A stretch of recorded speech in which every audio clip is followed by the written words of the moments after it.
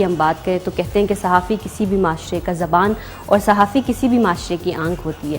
تو جو صحافی ہوتے ہیں, میں اگر کمپیئر کر کے دیکھوں پاکستان اور چترال کے, ہمارے صحافی بہت اچھے طریقے سے, بہت ایتھیکل وے میں چیزوں کو بتا رہے ہوتے ہیں.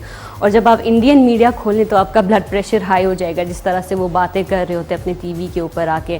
تو مجھے لگتا ہے کہ ان کو نا ایتھیکل ٹریننگ کی بہت زیادہ ضرورت ہے, اتنی جتنی بھی صحافی برادری انڈیا کے ہیں.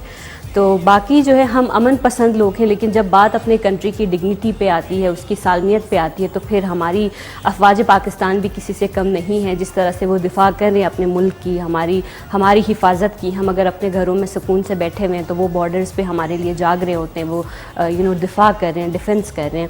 اور اللہ تعالیٰ ہمارے جتنے بھی فوجی ہیں ان کی ان کو اپنے حفظ و امان میں رکھے.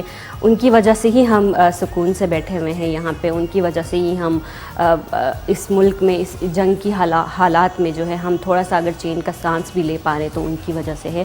اور جس طرح سے ہماری ایئر فورس جو ہے وہ ڈیفنس کر رہی ہے, ان کے ڈرونز گرانے میں, اور یہ ساری جو چیزیں ہو رہی ہیں, تو ہم اپنے آرمی کے ساتھ کھڑے ہیں.